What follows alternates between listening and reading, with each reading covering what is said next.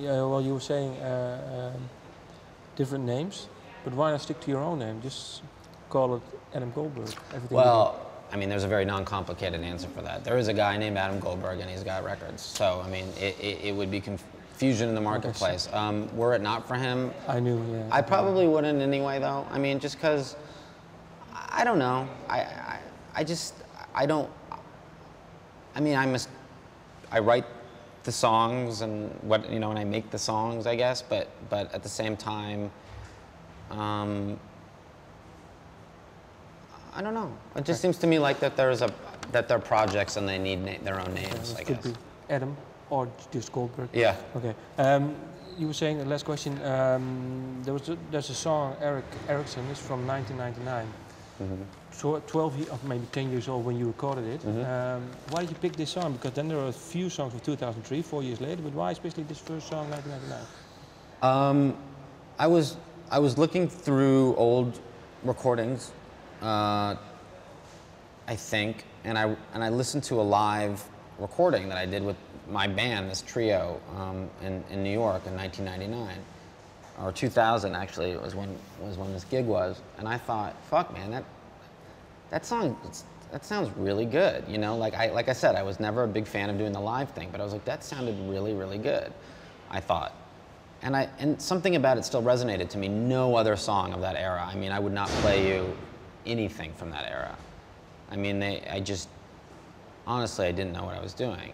I mean, but something about that I thought was a really smart song. I remember when I had done the riff, I thought, oh, that's a cool riff. And I wasn't ever one who wrote riffs. You know, I would sing some melodies over chord changes, but I was never a guy who ever wrote guitar riffs very much. So I was always sort of proud that I had made this riff up, and it reminded me of like a 60s song. And then it also had this sonic youth element that was a big part of what I was into at that time. And though it had nothing to do sonically with this record, you know, in a way, I thought it represented it in this strange way. I can't explain to you why, but it feels like a centerpiece because I can. Thematically, to me, that if you just what that song is about and the madness of the song itself, to me, comments on the other songs. Why? How come?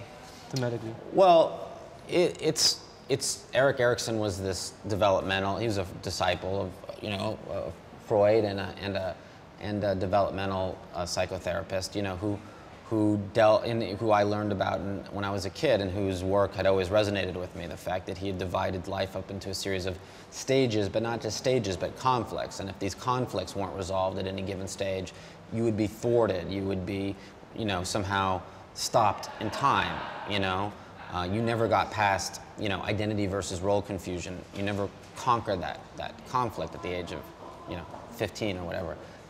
You will die because the last stage, ego, integrity versus despair, a sad man, not fully integrated, not ready to go. And that always haunted me. And I was also always obsessed with the idea of identity and then again, just this idea of duality and conflict and the balance that those conflicts kind of provide at the same time can tear you apart. And I don't know, it just ended up seeming to me like something that given the various nature of what the songs are about, it's just the record was going to be called Erik Erikson, just so you know. So that's how serious I was about it. I was going to use artwork that represented the Erik Erikson triangle kind of stage of life stuff, but we started to get a little ambivalent about it because who knows, and don't want to be sued or whatever. And didn't want to create any more name confusion because of the Goldberg Sisters, Erik Erikson. And then the cover was not going to be of me, and then, you know what I mean? So, yeah. What stage are you in, the Erik Erikson? Well, I don't know the exact stage, but I always say, when I was 20, I always felt very much like an old man. At 40, I feel very much like very unevolved. So, I don't know what that means. You know, I was always, I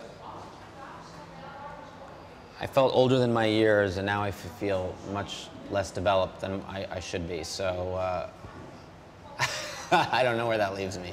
It sounds a bit weird because other people may say that you are really evolved, let's say, in art and stuff like that. But do you mean what sort of? Or do you mean personally, socially? I don't know. I think personally, I think that I think that when you play a lot, you know, whether you're an actor or a guy making stuff or whatever, I think that it allows you, or it can insulate you in this way. It gives one the impression, it gives oneself the impression that they have license to be eternally youthful, not in the positive sense, you know, but in the sense that they don't have to abide by sort of social norms, and to a certain extent I think that that's healthy, and to another extent I think that there's something really nice about the idea of saying, let's pass into the next stage of life, let's grow with my body, let's grow with my age, you know, and try and be a better person to the people around you, rather than constantly feeding your own desires. I think that's a very childish thing, and though I think it accounts for a certain productivity level on my part that verges on manic, you know, and I'm really increasingly find myself more and more productive. I find myself maybe a little bit less than the human I would want to ultimately be. So I'm really looking forward to trying to strike that balance in the next stage of my life. But I think you've come close to finding that balance now, the last few years, because of making music, more than acting? I think that it's allowed me to finally be a little bit more, to live the version of my life that was more like the person that maybe I always was. But it's also something that I don't want to consume me, because I don't want any of these things to consume me, you know. I think that that's just, because then you don't get to see anything. You just are constantly, you know, making things. Like this old church. Huh? Like this old church. Yeah, that's right. This is a great room. Yeah. Thank you for your time. All right, man. Thank you so much. Great you. questions. I appreciate it. Thank you.